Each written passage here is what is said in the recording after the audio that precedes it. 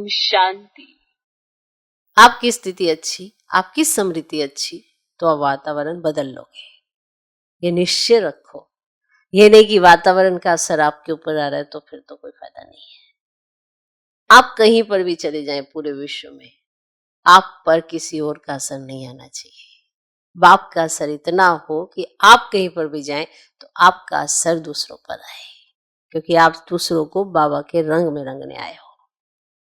आप इतना रंगे हुए हो तो कोई क्या रोकेगा। ठीक है, समझे?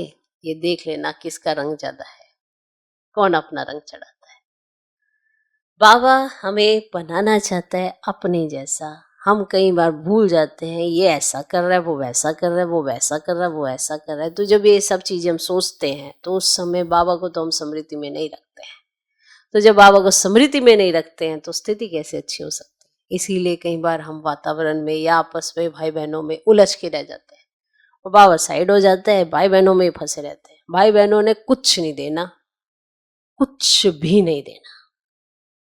हमें सब कुछ मिले, हर बर्थ में मिले, तो इस समय हमें अपना सब कुछ बाबा को बनाना होगा तो ही मिलेगा, वरना मिलेगा नहीं। इसका उदाहरण क्या होता है, किसका जन्म कहाँ होता है, किसका जन्म कहाँ होता है, ये कौन तय करता है? आप तो नहीं तय करते हो, आपके कर्म तय करते हैं। लेकिन वो कर्म अच्छे किए, बुरे किए, कैसे किए, ये बाप तय देखता है आपका। वो चेक करता है कि किस भाव से किए, क्या भावना रही, वो सब देखता है। फिर उसी के आधार पर आपकी प्राप्तियां होती हैं।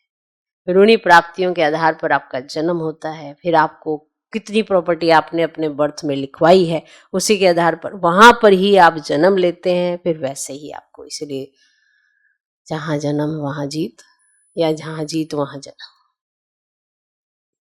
तो इसका अर्थ भी जब समझ में आ जाता है ना, तो हम अपने कर्मों को सुधारना शुरू कर देते हैं, ना कि दूसरों को। और दूसरों को अगर नहीं सुधारते, अपने को सुधारते हैं, तो हमें बाबा की बात याद रहती है, तो श्रेष्ठ समृद्धियां आती हैं, स्थिति श्रेष्ठ।